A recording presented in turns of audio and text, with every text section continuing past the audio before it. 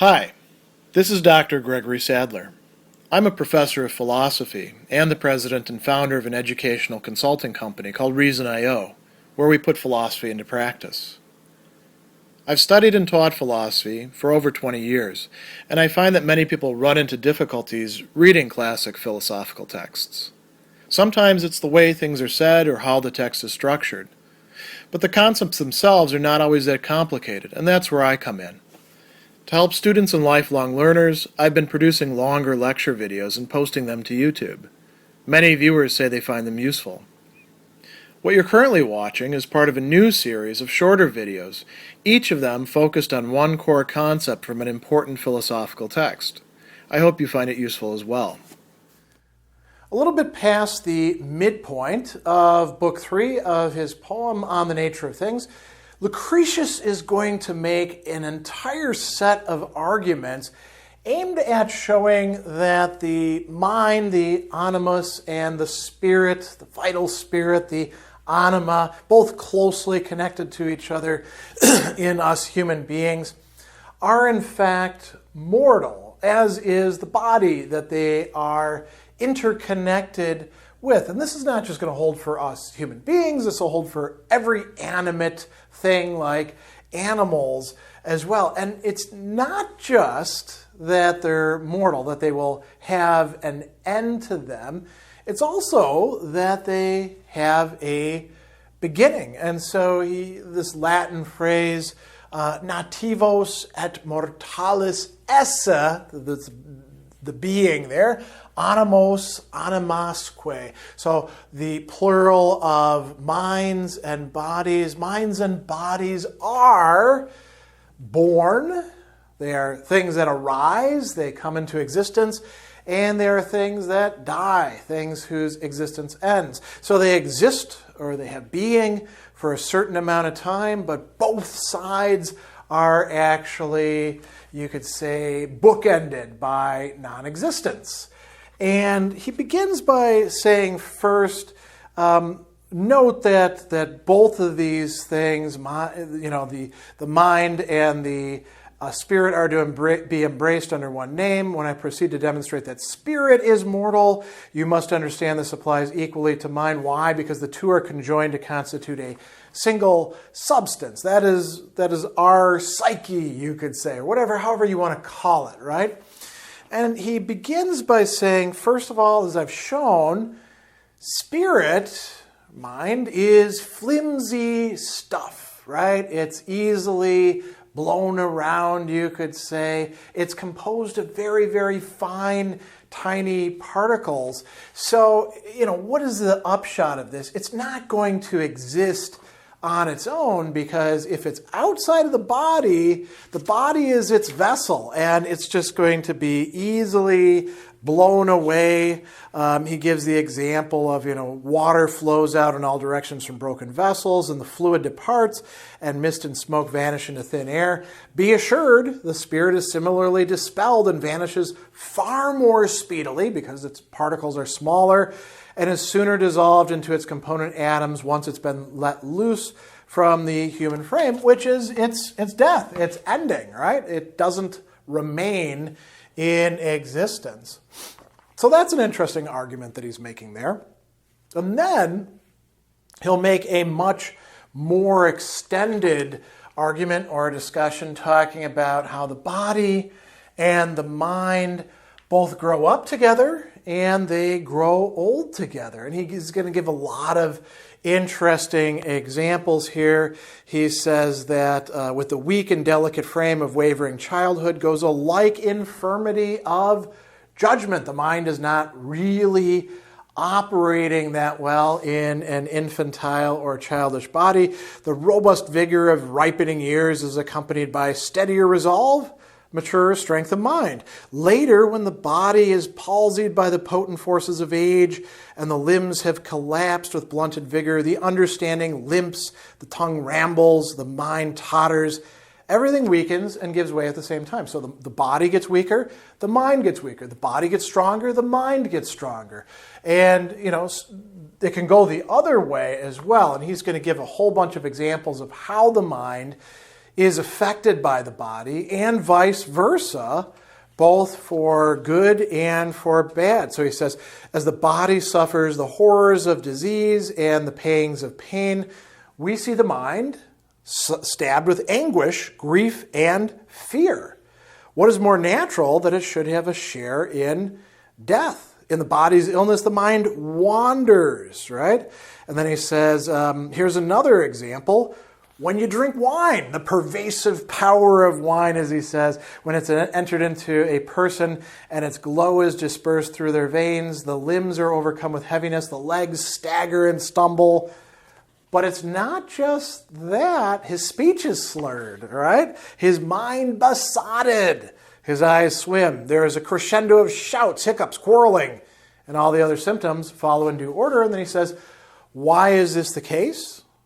Well, because the wanton wildness of the wine has the power to dislodge, as he says, the vital spirit within the body. So, a more potent attack would make an end of both of them, the body and the spirit and the mind. He says, this happens sometimes when somebody has epilepsy. He falls as though struck by lightning and foams at the mouth, right? The raving occurs, why? Because mind and spirit are dislodged and, as I've explained, split up and scattered this way and that by the same poison, right? And then he says, think about medicine. Medicine positively can improve the body and thereby improve the mind. So we can, and this can go both ways as well, we can engage in, you could say cognitive or emotional medicine and thereby benefit the body as well because they are so connected with each other. So he goes on and he says that we often see a man pass away little by little and lose all sensation of life limb by limb. First the toes and toenails, then the feet and legs die. After that, the imprint of icy death steals by slow degrees through the other members. Since the vital spirit is dispersed and does not come out all at once in an entirety, it must be regarded as mortal. So the fact that the mind and the body are so closely connected as to affect each other, and you might say share the same fate, means that the mind is going to be mortal. He goes on and he says that there really isn't any single location of the mind or the spirit in the body. All right? So he says, here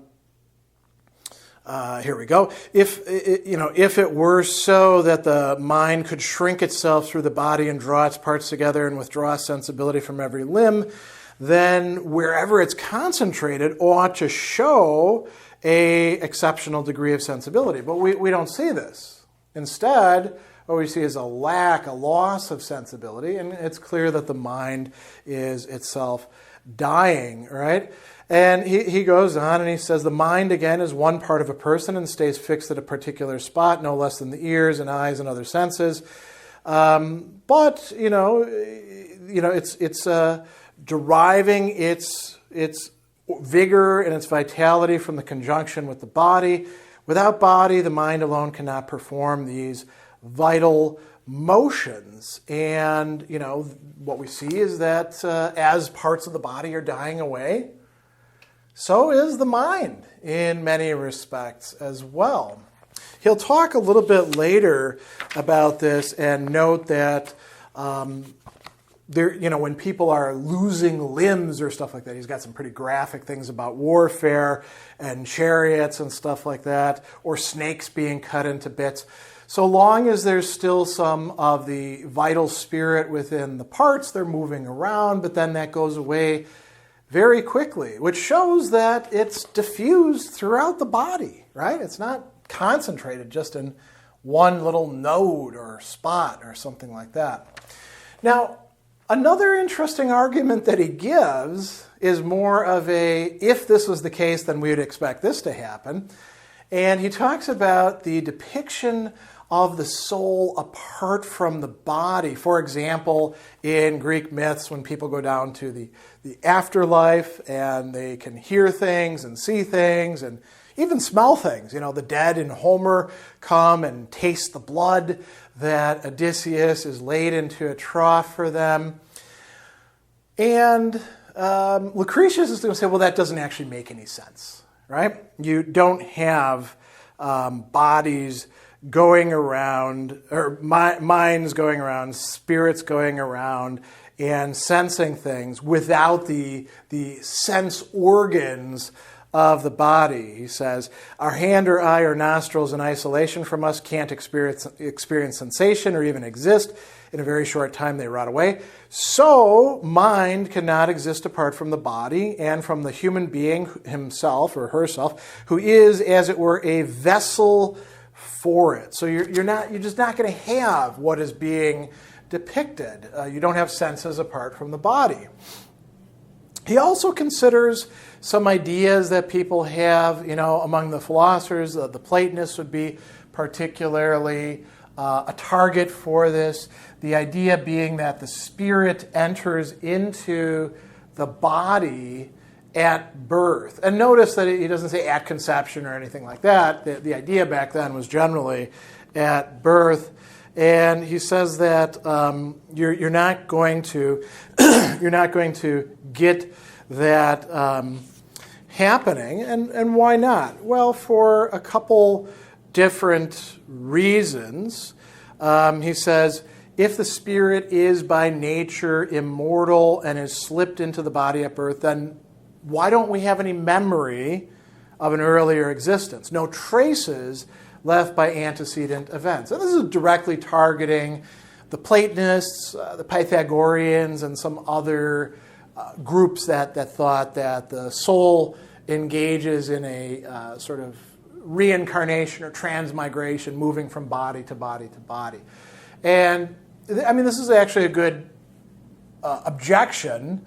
The Platonists do say, well, you have to be reminded of the things because you forgot it. Well, why'd you forget it?